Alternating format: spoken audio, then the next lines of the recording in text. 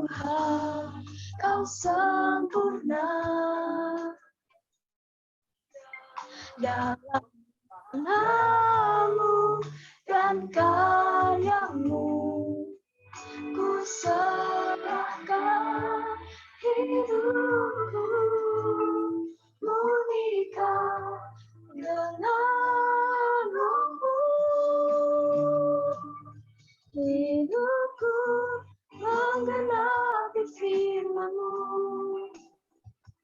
tanah mukjizat sertai tiap langkahku. Kau bersamaku di dalamku, jadi bukti kebesaran-Mu.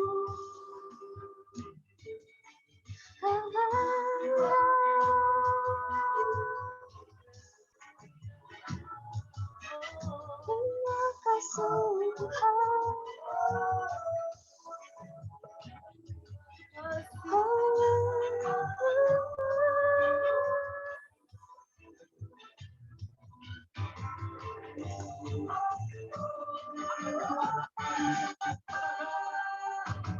Hidupku menggenapi firman-Mu,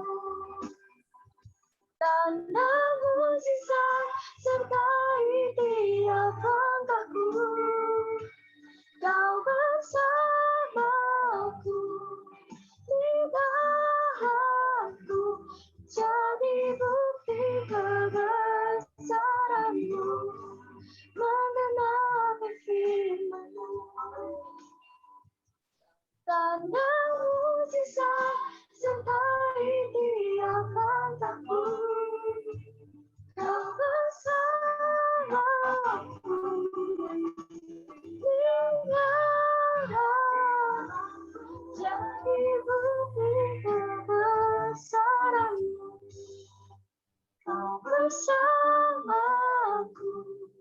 di dalamku, jadi bukti kebesaran-Mu.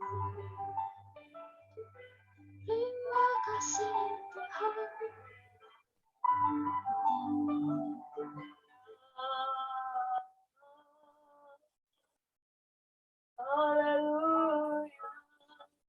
Terima kasih Tuhan atas berkat-Mu sepanjang hari ini, dari pagi, siang, hingga malam Tuhan.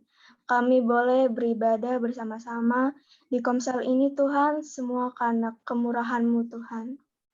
Tuhan, sebentar kami akan mulai Komsel PKV Nafiri kami Tuhan, biar Tuhan berkati dari awal sampai akhir Bapak. Sebentar kami juga akan mendengarkan sebagian dari firman-Mu, pakailah mulut bibir lidah hamba-Mu yang akan membawakan firman Tuhan. Terima kasih Tuhan, kami sudah berdoa dan mengucap syukur. Haleluya, amin. Shalom semuanya. Puji Tuhan. Oke, sebelum kita masuk ke dalam firman Tuhan, apakah ada yang ingin berkesaksian?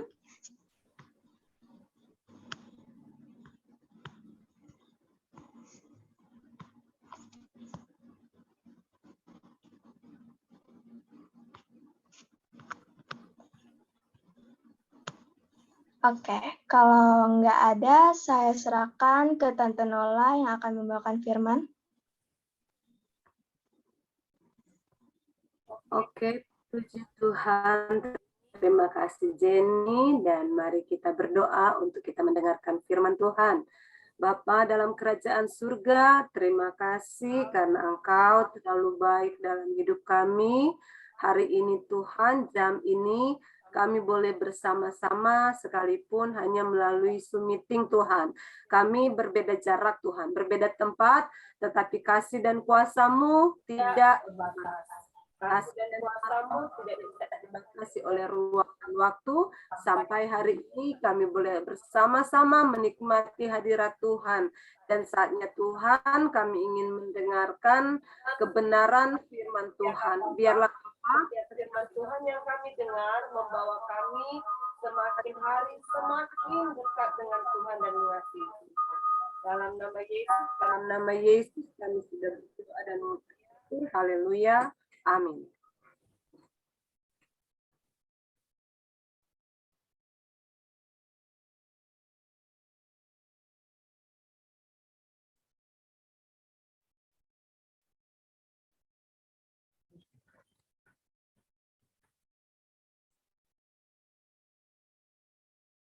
Puji Tuhan, hari ini kita akan bicara tentang pujian dan penyembahan.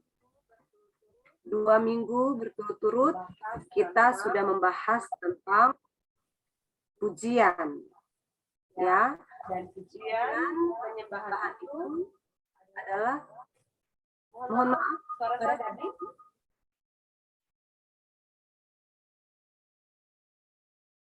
Apakah suara saya bergema? Oke, kalau tidak saya lanjut ya. Iya, bergema loh. Bergema. Sebentar, iya. Sebentar ya. Dari doa victorinya mungkin bisa di-mute dulu kali.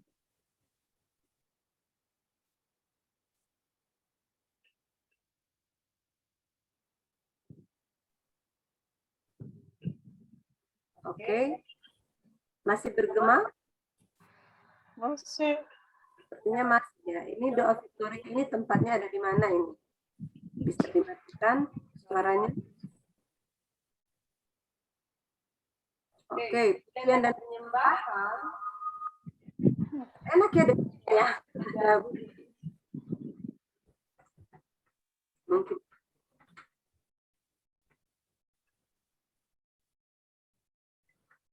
Oke, kita akan berbicara tentang pujian dan penyembahan. Pujian sudah dibahas sangat mendetail oleh Ibu Priscilla 1 dan 2 minggu yang lalu, tetapi kita masih terus membahas tentang pujian dan penyembahan karena pujian dan penyembahan ini adalah satu paket, dan pujian penyembahan ini berada dalam the inner man, ada di dalam manusia batinia kita, di dalam manusia roh kita, dan ini tidak bisa dipisahkan. Tetapi sekalipun demikian, kadang kita memuji Tuhan dari mulut kita, tidak dari manusia roh kita. Di sini kita mulai dulu dengan memuji. Kata memuji itu sudah dibahas sampai detail, tapi saya hanya menyampaikan sedikit, mengingatkan kembali kepada kita apa arti itu memuji. Memuji itu mengucapkan sesuatu yang baik, mengagumi, mengucapkan selamat, memuliakan, menyanjung. Pasti kita sudah tahu apa kalimat pujian. Boleh, Vio? Kira-kira kata kalimat memuji Tuhan itu seperti apa, Vio? Open mic-nya. Iya, iya Tante. Ya, kalimat memuji itu seperti apa kira-kira? Puji Tuhan. Puji Tuhan. Ya, haleluya. Singkat, padat, tapi luar biasa maknanya ya. Oke, Jenny. Kira-kira kata memuji itu seperti apa?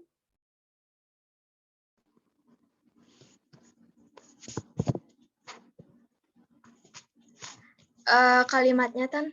Iya, boleh kalimat.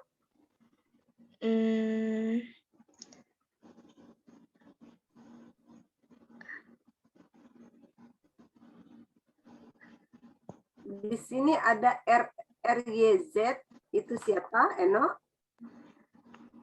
Apa, Jen? Kalimat memuji Tuhan apa? Selanjutnya saya minta Yofit ya. Bersiap, Eno. Satu kalimat aja, Jen.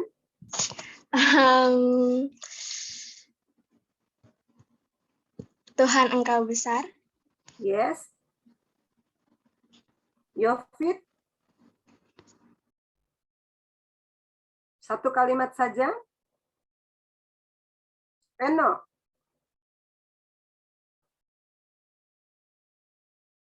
Eno.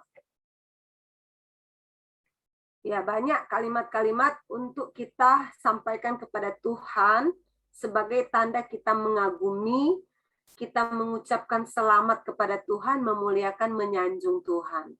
Engkau Bapa yang baik, Engkau Tuhan yang luar biasa.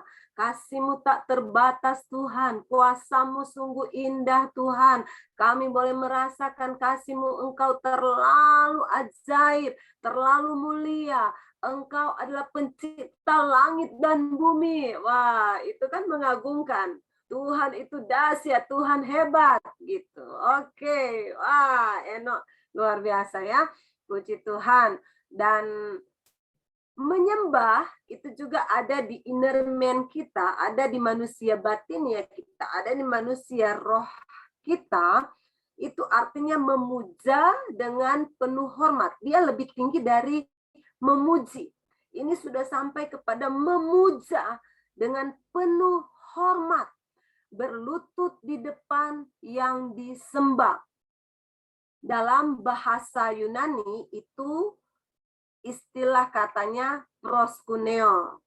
Di sini ada yang sudah lulusan proskuneo, kira-kira apa arti dari proskuneo?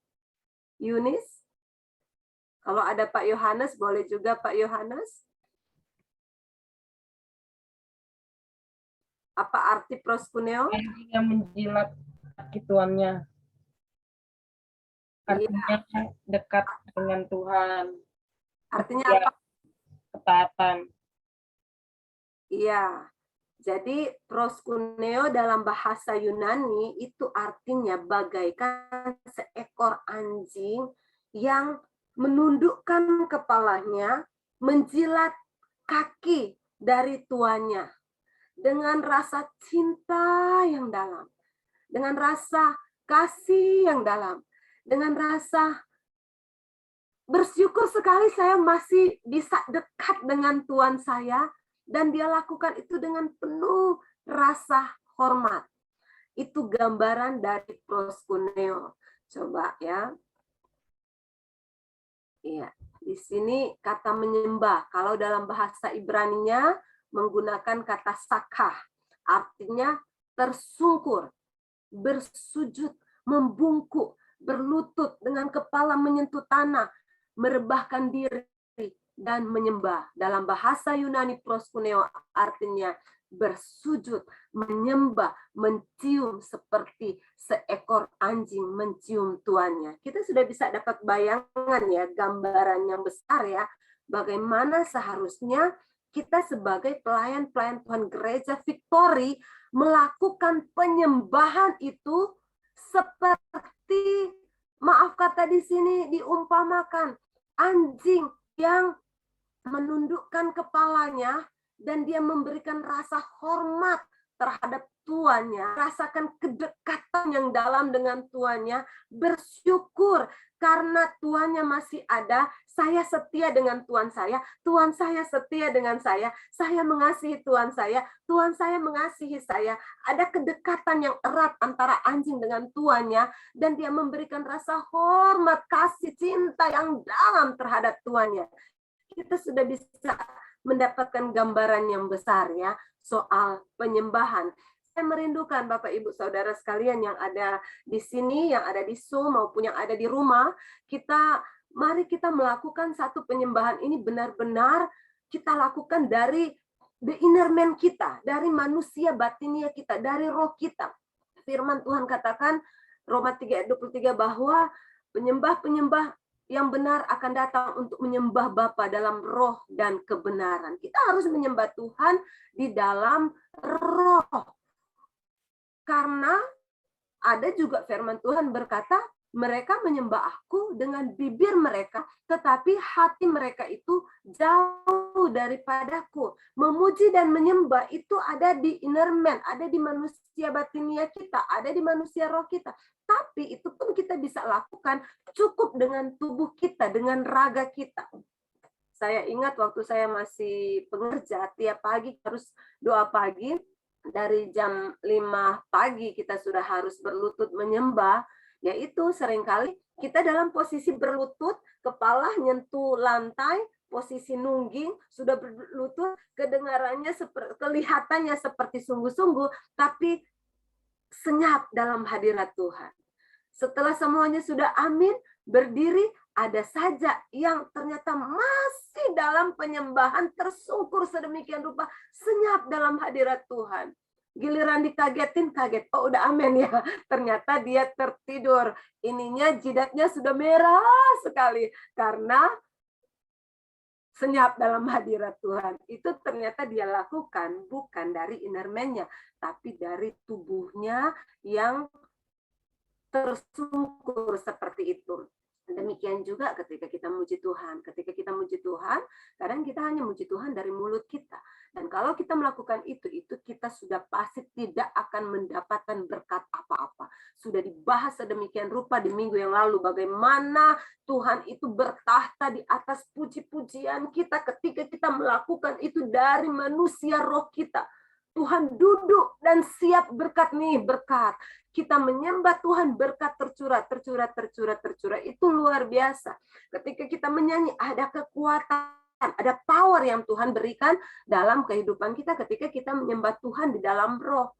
Tapi kadang ketika kita memuji Tuhan, ternyata pikiran kita masih melayang-layang, kita hanya menyanyi dari mulut kita karena kita sudah hafal lagu itu. Penting untuk pujian penyembah, pemuji-pemuji dan penyembah gereja Victory WL Singers itu penting sekali untuk kita hafal lagu. Tetapi yang lebih penting lagi ketika lagu yang sudah kita hafal, kita nyanyikan, kita lantunkan itu di hadapan Tuhan dari the inner man kita, dari manusia roh kita. Memuji bagian yang sangat penting dalam hidup orang percaya. Kita sudah bahas minggu kemarin dan itu luar biasa. Karena apa? Allah menghendaki umatnya memuji Tuhan. Ini juga sudah kita bahas minggu kemarin. Saya hanya percepat, hanya mengingatkan kita kembali dalam Mazmur 102 ayat 19 bahwa bangsa yang diciptakan nanti akan memuji-muji Tuhan.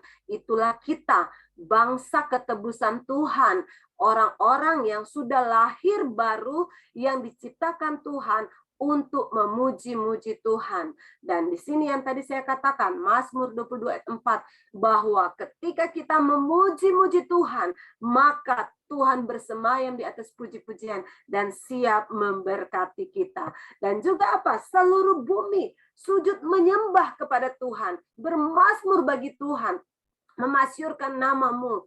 Ini adalah kerinduan hati Tuhan supaya seluruh bumi sujud menyembah kepadamu dan bermazmur bagimu, memasyurkan namamu. Kapan ini terjadi? Ini hari-hari ini sementara terjadi. Orang-orang mencari Tuhan karena terpukul dengan kondisi, dengan keadaan yang terjadi dalam hidup mereka. Orang yang mereka kasihi akhirnya dalam waktu yang begitu cepat harus berpisah dari mereka. Berpulang ke rumah Bapa kalau yang percaya dan sungguh-sungguh mengasihi Tuhan. Ada perpisahan, ada tangisan. Ada banyak orang yang mulai kehilangan harapan. Dan sekarang ini ketika kami mencoba mencari tahu bagaimana keadaan dunia ini, dan akhirnya kami menemukan, bahkan Tuhan memberitahu kepada saya di dalam doa beberapa hari yang lalu, bagaimana orang-orang itu tersungkur. Tersungkur bukan karena mereka itu menyembah Tuhan, tapi dalam tangisan dan penuh air mata. Itu saya lihat banyak sekali mereka tertunduk seperti ini. Dan air matanya itu banyak sekali. Dan ini sementara terjadi. Seluruh bumi akan mencari Tuhan dalam pujian, penyembahan, bermazmur. Karena ketika mereka memuji dan menyembah Tuhan, hanya disitulah ada dasar kekuatan. Kita sudah belajar minggu yang lalu ya. Dan puji Tuhan, kita juga melihat di sini bagaimana seharusnya penyembahan yang kita naikkan itu adalah satu bentuk pujian yang tertinggi kepada Tuhan. Bukan cuma dari sekedar kita katakan, ku menyembah dalam kudus hadirat-Mu. Kita pikiran kita melayang-layang, kita yang penting kita bisa menyanyi, yang penting gue udah natap kamera, yang penting gue udah keluar di YouTube gitu kan. Ternyata begitu cepat kita bisa menjadi artis-artisnya Tuhan, bisa siapa aja bisa mengklik kita di depan layar. Bukan cuma sekedar itu, tapi penyembahan adalah bentuk pujian yang tertinggi. Biasanya dimulai dengan pujian, selanjutnya masuk dalam penyembahan. Mulai penyembahan, menyanyi dalam pujian, dalam penyembahan kita mulai mengeluarkan kata-kata yang indah kepada Tuhan. Bahkan bisa sampai pada bahasa roh. Kalau kita orang karismatik Pantekosta, kita tahu dan kita paham dan kita menginginkan bahasa roh yang disampaikan oleh firman Tuhan yang ada di dalam Alkitab. Sampai kita berkata-kata dalam bahasa roh. Kalau saya boleh tanya kepada kita, ketika kita menyanyi, menyembah Tuhan, sampai kita berbahasa roh, apa yang ada dalam pikiran kita? Boleh, Ibu Susan? Open mic. Apa, Bu? Apa yang ada dalam pikiran kita, apa yang ada dalam bayangan kita ketika kita memuji Tuhan, menyembah Tuhan sampai kita berbahasa roh. Masuk ke dalam hadiratnya Tuhan, masuk ke dalam Roh Kudus. Ya. Hati kita sudah paut kepada Allah sampai kita merasakan urapan Roh Kudus itu. Yes, amin. Jadi ketika kita memuji dan menyembah Tuhan sampai di inner man kita, keluar dari roh kita, keluar dari manusia batin ya kita, manusia roh kita. Ketika kita menyembah Tuhan sampai bahasa roh, kita bisa dengar dari Bu Susan. Ada keterkaitan antara kita dengan Tuhan. Yang kita lihat hanyalah Tuhan. Kita menginginkan Tuhan. Kita memang hanya you and me. Kita merasakan hadirat Tuhan. Kita merasakan jamahan Roh Kudus. Urapan Tuhan mengalir dalam kehidupan kita. Sehingga ketika kita menyembah Tuhan, kita nggak mikirin lagi kita mau makan apa besok. Ketika kita masuk dalam penyembahan yang dalam, kita sudah nggak mikirin gue lagi sakit kaki, gue lagi sakit tangan, gue lagi sakit hati gitu. Udah nggak mikirin itu. Yang kita pikirkan yaitu yang kita bayangkan kita ada di surga, lagi menyembah Tuhan, lagi memuji Tuhan sungguh-sungguh, dan rasanya ku ingin tetap di sini menikmati bait-Mu. Kita pengen Tuhan, saya mau terus di sini. Tuhan, saya tidak mau lepas lagi dari Engkau. Saya mau terus ingin memuji-Mu, menyembah-Mu. Dan ketika kita berbahasa roh, memang kadang-kadang cuma dengarnya lah baba gitu ya. Tapi ketika kita melakukan itu di dalam roh kita, kita tahu apa yang kita katakan kepada Tuhan. Kita tahu bahwa kita lagi mengatakan, Tuhan, Engkau terlalu dahsyat, Engkau terlalu ajaib, Engkau terlalu mulia. Tidak ada yang seperti Engkau. Tuhan, Engkau besar. Dan ketika kita merasakan penyembahan sampai sejauh itu, ada sikap hati kita, mata kita dan pikiran kita hanya merasakan tentang Tuhan. Ekspresi dan jiwa yang dalam tercurah dalam penghormatan dan kekaguman dan pemujaan.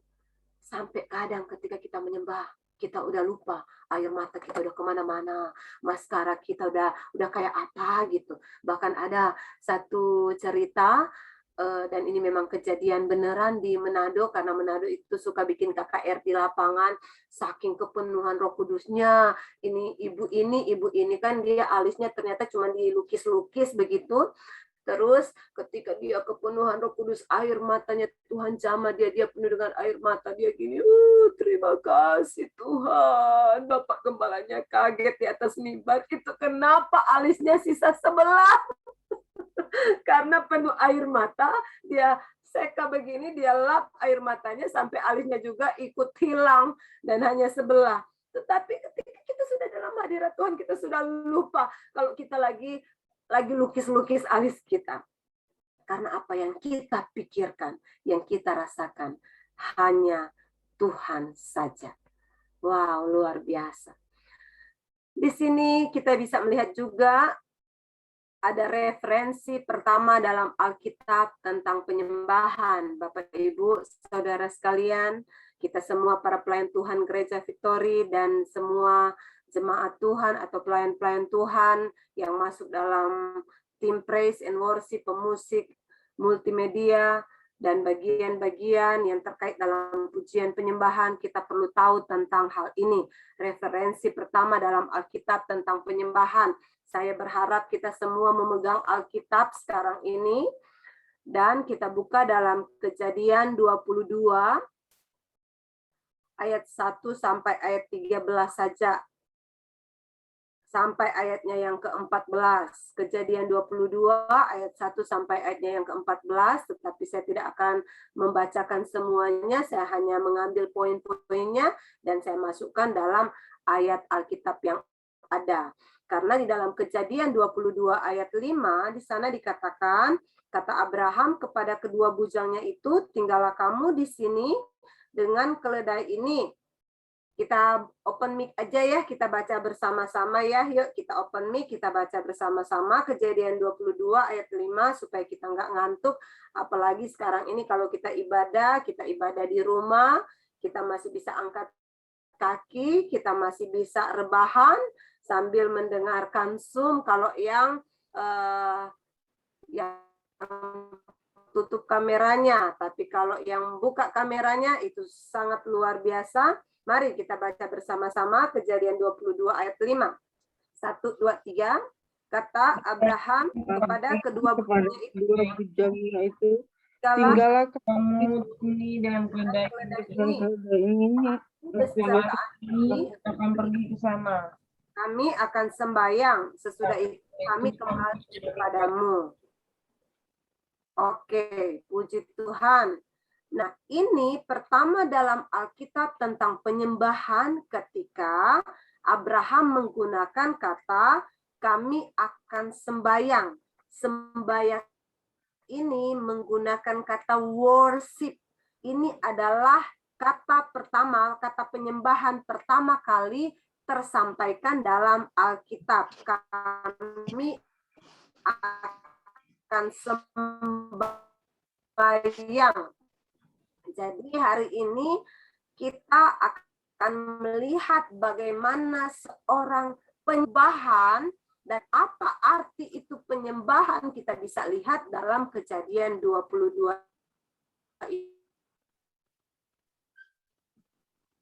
ini perintah Tuhan.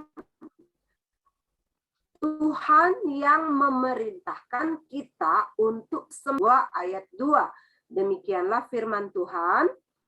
Firman-Nya, ambillah anakmu yang tunggal itu yang engkau kasihi, yakni Ishak. Pergilah ke tanah Moria dan persembahkanlah dia di sana sebagai korban bakaran pada salah satu gunung yang akan kukatakan kepadamu. Ayat 1 dikatakan, Allah mencoba Abraham dan Allah berfirman kepada Abraham. Abraham, lalu sahutnya, itulah ayat yang kedua. Jadi ini adalah perkataan Tuhan kepada Abraham. Penyembahan itu adalah perintah Tuhan. Pergilah, ambillah anakmu yang tunggal dan pergi ke tanah Moria dan persembahkan dia sebagai korban bakaran. Ini adalah perintah Tuhan. Kita semua, kalau kita tahu itu adalah perintah Tuhan dan kita tidak melakukannya, berarti kita sudah, ada yang bisa jawab?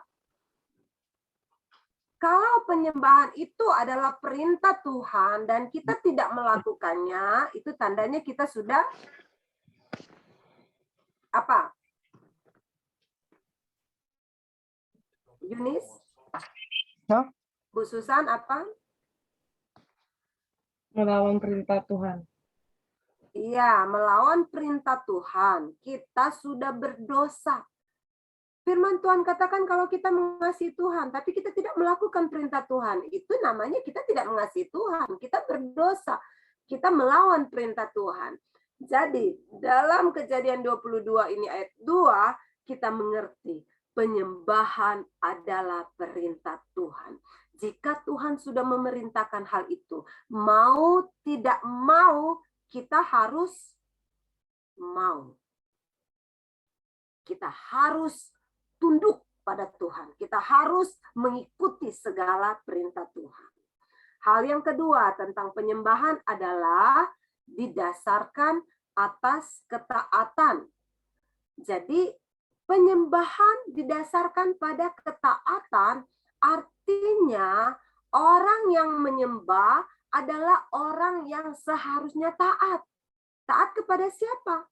Taat kepada otoritas di atas kita, kepada orang tua kita. Anak-anak tunduk, taat kepada orang tua, perintah orang tua. Karena seorang penyembah, dia akan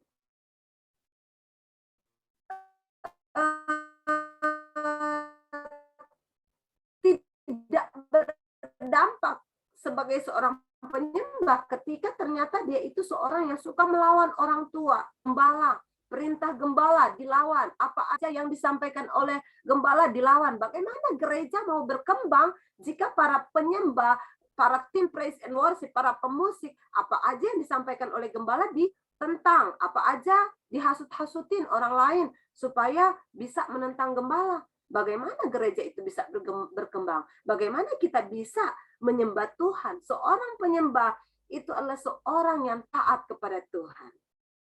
Jadi dalam penyembahan ini juga dibutuhkan ketaatan dalam kehidupan kita. Itu kalau kita lihat di ayatnya yang ketiga, Abraham itu sangat taat, begitu taat. Sehingga hari ini Tuhan ngomong, besok pagi-pagi benar. Orang mah kalau dalam keadaan begini, Tuhan jangan dong. Ini anak yang saya hasilkan di hari tua saya. Ini adalah anak satu-satunya. Kalau perlu nanti dia berlama-lama. Udah nggak mau. Saya masih pengen 1 hari lagi dengan Ishak Tuhan. Izinkan saya mempersembahkan Ishak besok jam 00. Artinya saya masih punya 1 malam, 1 hari, 1 malam full dengan anak saya. Kalau perlu minta Tuhan, saya minta 70 tahun dulu baru saya persembahkan kepada Tuhan. Biar Ishak merasakan dulu nikmatnya hidup di dalam dunia berkat-berkat Tuhan. Kalau bisa seperti itu, Abraham sampaikan kepada Tuhan. Tapi enggak, Abraham tidak lakukan itu. Yang Abraham lakukan, pagi-pagi, keesokan harinya, pagi-pagi. Bangunlah Abraham. Ia memasang pelana keledainya dan memanggil 2 orang bujangnya beserta Ishak anaknya. Dan dia sendiri membelah juga kayu untuk korban bakaran itu. Lalu berangkatlah ia dan pergi ke tempat yang dikatakan Allah kepadanya. Gimana perasaan Abraham ketika yang mau dikorbankan itu anaknya, anak tunggalnya. Kemarin aja anak saya yang gede digigit anjing. Aduh, itu hati saya sebagai seorang ibu nggak rela, nggak tega. Rasanya saya ngebayangin gimana itu anjing satu gigit di tangan, anjing satu gigit di paha. Nggak tega, nggak rela, padahal itu cuma sebagian kecil dari tubuhnya yang tercabik. Tapi ini bagaimana dengan Abraham? Dia sudah memikirkan, ini anaknya yang akan dipersembahkan, anaknya yang akan dia bunuh dengan tangannya sendiri. Anaknya yang akan dia persembahkan dengan proses yang dia lakukan sendiri. Belah kayu, angkat kayu, bawa kayu, panggil bujangnya, bareng-bareng pergi. Bagaimana dia melewati detik-detik, menit-menit di masa itu. Itu adalah satu perjalanan yang horor, perjalanan yang sangat mengerikan. Tetapi yang dilakukan oleh Abraham adalah ketaatan. Mazmur 119 ayat 60. Ibu-ibu, bapak-bapak, dan saudara-saudara yang ada bisa baca di rumah. Itu tentang aku akan bersegera dan tidak berlambat-lambat untuk berpegang dan melakukan perintah-perintah-Mu. Kalau perintah Tuhan cuman bilang ya udah kalian bikin YouTube, kalian bikin konten-konten mah gampang ya. Tapi ini mempersembahkan hal yang paling berharga dalam hidup Abraham. Tapi dia lakukan. Bapak Ibu Saudara sekalian, penyembahan didasarkan pada ketaatan. Ketika kita lakukan semua bagian kita untuk memuji dan menyembah Tuhan di dalam ketaatan kita, di dalam kehidupan kita sehari-hari yang taat kepada orang-orang yang ada di atas kita, majikan kita, bos kita, gembala kita, orang tua kita, kakak kita, terlebih kita taat kepada Tuhan. Nanti kita akan lihat apa hasil berikutnya ya. Hal yang ketiga, yaitu penyembahan adalah sesuatu yang sangat mahal. Tadi saya baru menyinggungnya, bagaimana Ishak adalah anak yang paling berharga, yang sangat mahal kepunyaan Abraham. Cuman satu. Saya tadi sudah mencontohkan, anak saya 5. Satu yang dicabik anjing aja saya sudah rasanya, Tuhan nggak bisa membayangkan anak saya seorang diri, 3 anjing datang menyerbu dia. Ketika saya membayangkan, saya gregetan sekali. Kalau bisa saya mau panggil yang punya, singkirkan tuh anjing gitu ya. Dan Ishak adalah sesuatu yang berharga, yang mahal kepunyaan Abraham. Tapi itulah yang dipersembahkan oleh Abraham. Penyembahan yang diberikan oleh Abraham adalah penyembahan yang sangat dan terlalu mahal. Ingat cerita Maria di Betania? Ketika hari sebelum Tuhan Yesus disalibkan, dia datang kepada Tuhan, dia mengambil minyak narwastu, dan dia menyekakan dengan rambutnya di kaki Tuhan Yesus. Sampai ada orang yang menegur dia, yaitu Yudas. Ngapain kamu gorosin minyak itu? Ngapain? Karena harga minyak itu 300 dinar, Bapak Ibu Saudara sekalian. 300 dinar, masa itu upah 1 hari bekerja itu 1 dinar. Berarti kalau dia 300 dinar, itu upah selama 300 hari bekerja. 300 hari bekerja bahagi 30, berarti 10 bulan. 10 bulan non-stop bekerja hanya untuk mendapatkan minyak narwastu yang dituangkan oleh Maria di kaki Yesus sambil diseka dengan penuh air mata, dengan penuh rasa hormat, dengan penuh rasa cinta Maria kepada Tuhan. Diseka di kaki Yesus. Itu sungguh pengorbanan yang luar biasa. Bapak Ibu Saudara sekalian, pelayan Tuhan Gereja Victory, dan semua kita yang ada di rumah yang rindu melayani Tuhan. Seberapa besar harga yang kita bayar ketika kita melayani dan menyembah Tuhan. Kadang kita cuma dikasih WL aja, sudah waktunya baru nolak. Jadwalnya sudah dikirim 1 bulan, 2 bulan, bahkan 3 bulan yang lalu. Sudah waktunya baru bilang, Bu, maaf saya nggak bisa, saya ada kondangan. Bagaimana penyembahan kita kepada Tuhan? Apa yang bisa kita katakan? Tuhan, saya sudah mengasihi Engkau. Saya cinta Tuhan sungguh-sungguh. Ngomongnya pakai air mata. Tapi jadwal udah dikirim 1 minggu, 2 minggu, jadi WL, jadi singers, pemain musik, LCD, multimedia, sound system, pegang sound system. Sudah waktunya. Boro-boro ngomong, Om, Tante, saya nggak bisa pelayanan. Karena saya mau ke sini. Boro-boro ngomong. Sudah waktunya nggak nongol pula. Mari Bapak, Ibu, Saudara sekalian. Kita melihat Abraham. Kita melihat Maria. Mereka memberikan yang terbesar dari hidup mereka. Yang termulia, yang paling berharga, Mereka taruh kepada Tuhan. Ini loh Tuhan persembahan saya. Ini loh Tuhan, beri yang terbaik bagi Tuhan. Bayar harga, kasih yang terindah buat Tuhan. Ketika Tuhan sudah menjaga engkau, memberkati engkau, bahkan Tuhan kasih nafas yang kis buat engkau. Kita udah sering dengar kan, berapa harga oksigen sekarang? Satu tabung kecil kita udah dengar kan berapa? Kita nggak usah bahas di sini, berapa kali berapa. Satu hari kita menghabiskan berapa rupiah untuk mendapatkan napas yang gratis. Tapi itukah balasan kita kepada Tuhan? Memberi yang terbaik aja nggak ada. Kita lebih mementingkan pesta daripada melayani Tuhan. Tapi saat ini, saya mau mengajak kita semua. Mari, apa yang terbaik dari diri kita? Kita berikan kepada Tuhan. Jangan kayak Yudas. Orang memberi lagi semangatnya melayani Tuhan. Dikata-katain. Itu mah cuman jaim, jaga image. Itu mah cuman pengen terkenal. Karena apa? Karena iri hati, penuh kedengkian. Nggak suka dengan orang itu. Bagaimana kita mau memberikan yang terbaik bagi Tuhan kalau hidup kita nggak beres? Kita bereskan hidup kita dengan Tuhan.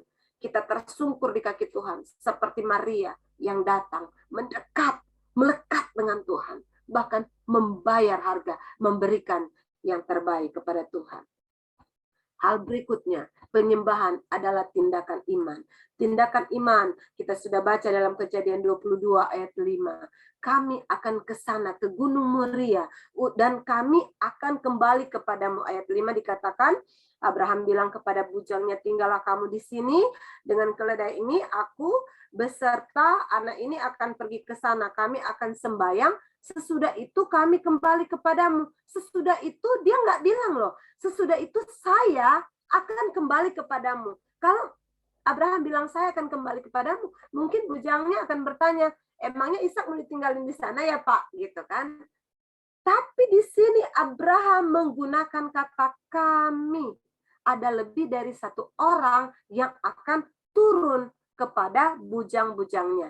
Akan ketemu lagi. Artinya Abraham, dia melakukan penyembahan itu dengan iman. Percaya sesuatu belum ada, tapi kita sudah percaya itu ada. Tuhan nggak kelihatan, tapi kita percaya Tuhan ada. Tuhan nggak kita lihat dengan kasat mata kita, tapi kita mengimani firman Tuhan bahwa ketika kita memuji Tuhan, Tuhan duduk loh di atas tahta, di atas puji-pujian, dan Dia siap memberkati kita. Iman. Jadi kita beriman seperti Abraham. Dia melakukan penyembahan, itu dia lakukan dengan tindakan iman yang teguh. Itu dibuktikan dalam Ibrani 11 ayat 17 sampai 19. Bisa dicatat, bisa dibaca di rumah, Ibrani 11 ayat 17 sampai 19. Karena iman, Abraham mengorbankan Ishak, dan Abraham percaya kalaupun akhirnya Ishak mati, dia yakin dan percaya bahwa Tuhan sanggup membangkitkan Ishak. Karena ada janji Tuhan terhadap Abraham mengenai Ishak. Ishak adalah anak perjanjian. Dalam diri Ishak itu ada janji-janji Tuhan yang besar.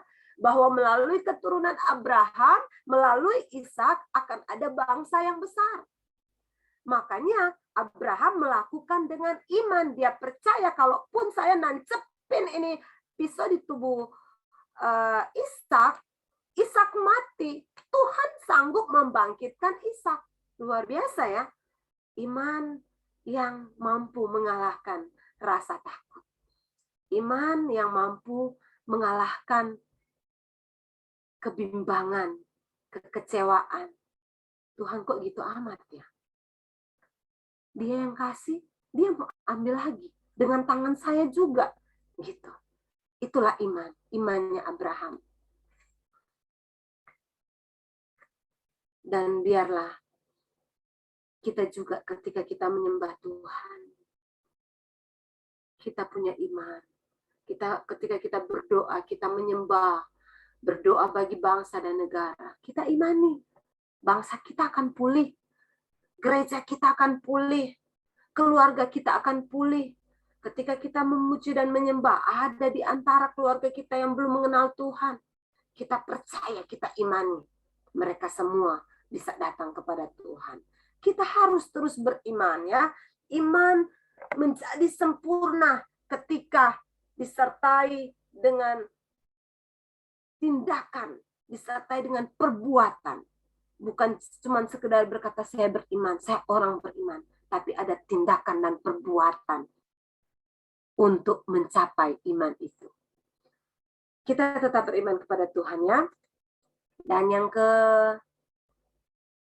kelima itu disertai penyerahan diri. Kalau kita baca dalam Kejadian 22 ayat 10 dikatakan bahwa sesudah itu Abraham mengulurkan tangannya lalu mengambil pisau untuk menyembelih anaknya. Ini bukan mereka main drama. Mereka nggak main drama, Bapak Ibu Saudara sekalian. Yuk sini Ishak, gue mau tusuk kamu gitu. Mereka tidak main drama. Ini kisah nyata, horor, mengerikan. Di saat Abraham mengambil pisau, saya rasa itu adalah satu tindakan yang rasanya mustahil dia lakukan. Dan anehnya juga Ishak, itu diperkirakan Ishak itu sudah usia 15 tahun. Kira-kira 15 tahun bisa melawan nggak Bapak Ibu? Bisa, ya. Udah gede, udah punya tenaga. Sedangkan Abraham itu sudah tua. Maaf kata, jika dia dorong, dia jorokin aja Abraham. Ya sudah, Abraham nggak bisa mempersembahkan Ishak. Tapi antara bapak dengan anak. Saya rasa waktu perjalanan menuju ke Bukit Moria, Abraham banyak menyampaikan firman kepada anaknya. Nggak mungkin Abraham diam-diam aja kalau seandainya sampai di atas Ishak tidak melawan. Pasti ada firman yang terus disampaikan oleh bapak kepada anak. Menyatakan bahwa, nak, kita ini Tuhan tuh suruh bapak. Mau korbankan kamu, nak, percaya ya. Kalaupun kamu akhirnya mati di tangan bapak, kita percaya kamu akan bangkit. Kan itu terbukti, ya, dalam Ibrani 11 ayat 17 dan 19 tadi. Jadi ketika sampai di atas, Ishak nggak melawan. Ishak diikat, dia diem aja. Ishak ditidurin di batu-batu untuk dipersembahkan di atas kayu bakaran. Dia diam aja. Sampai akhirnya Abraham mengulurkan tangannya mengambil pisau untuk menyembelih anaknya. Mereka memuliakan Tuhan. Ada dalam penyembahan itu disertai penyerahan diri oleh Ishak dan Abraham. Kita juga perlu ketika kita menyembah Tuhan, kita melakukan penyerahan diri yang total. Dan di dalam penyerahan diri kita yang total, itu kita akan terus memuliakan Tuhan. Dalam ayatnya yang ke-11, tetapi berserulah malaikat Tuhan dari langit kepadanya, Abraham, Abraham, sahutnya, ya Tuhan. Tuhan hadir di situ. Ada kemuliaan yang besar di situ. Abraham hanya bisa berkata, ya Tuhan. Dia memuliakan Tuhan karena Tuhan itu adalah Allah yang mulia. Kita sebagai pemuji penyembah, biarlah kita terus memuliakan Tuhan dengan segenap hidup kita. Sekalipun kita ada di kamar yang gelap, di sana ada handphone, ada laptop, ada PC yang kita bisa melakukan, bisa nonton hal-hal yang nggak benar. Tapi sebagai seorang pemuji penyembah Tuhan, Gereja Victory dan kita semua yang ada di rumah yang rindu untuk menjadi pemuji dan penyembahnya Tuhan. Sekalipun kita tidak dilihat orang, Tuhan melihat kita. Dimanapun kita berada, di tempat umum, di atas mimbar, di tempat tersembunyi, biarlah tubuh kita, hidup kita, roh kita, tubuh jiwa roh kita adalah satu kesatuan yang terus memuliakan Tuhan. Maka apa yang terjadi? Setelah kita lakukan perintah Allah, kita lakukan ketaatan dalam penyembahan, kita berikan harga yang mahal, bayar harga yang luar biasa kepada Tuhan, kita lakukan penyembahan itu dengan tindakan iman, disertai dengan penyerahan diri, dan terus kita memuliakan Tuhan, Maka, nah ini dia. Semua orang biasanya maunya yang bagian 7 ini. Tidak mau melewati bagian 1 sampai 6 tadi. Tapi bagian 7 ini tidak akan terjadi kalau kita tidak mengikuti alurnya. 1, 2, 3, 4, 5, 6, baru dapat yang namanya 7. Penyembahan adalah disertai berkat bagi penyembah. Kita buka dalam Kejadian 22 ayat 13.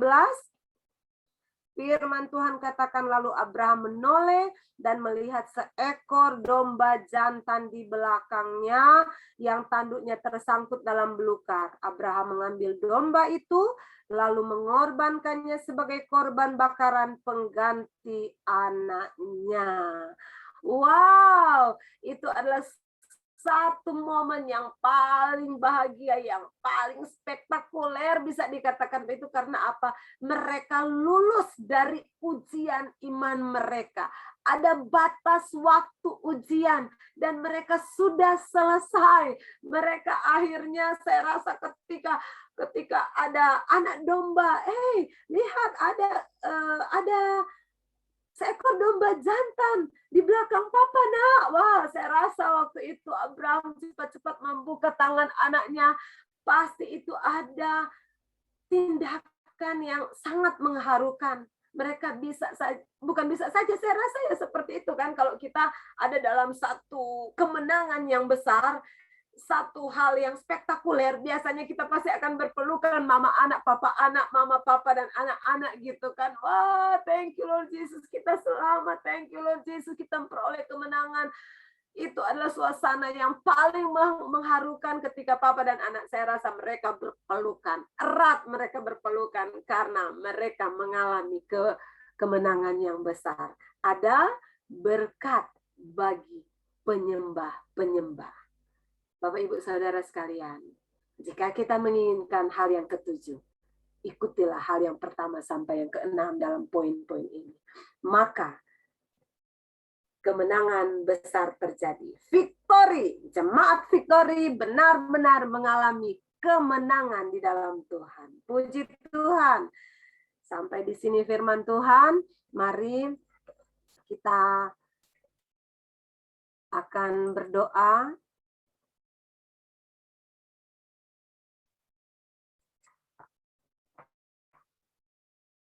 Terima kasih Bapak, terima kasih. Kemenangan besar terjadi di tempat ini. Ketika kami datang memuji dan menyembah Engkau. Ketika kami tahu Bapak, kami harus menuruti segala perintah-perintah-Mu dengan tindakan iman, penyerahan diri, taat kepada Tuhan, mengasihi Tuhan dengan memberikan harga yang mahal yang seharusnya kami persembahkan di hadapan Tuhan. Tuhan, ampunilah kami jika kami mengklaim diri kami sebagai seorang pemuji dan penyembah, tapi kami masih melakukan dosa di hadapan Tuhan. Ampunilah kami jika kami mengklaim diri kami bahwa kami adalah orang-orang yang mengasihi Tuhan, tapi kami tidak mau bayar harga untuk melayani Tuhan. Bapa, bungkus dengan kuasa darah-Mu semua pelayan-pelayan Tuhan, tetap mengasihi Tuhan, tetap cinta Tuhan. Cinta Tuhan mati-matian, apapun yang terjadi, aku akan tetap cinta dan melayani Tuhan. Aku akan memberikan yang terbaik bagi Tuhan.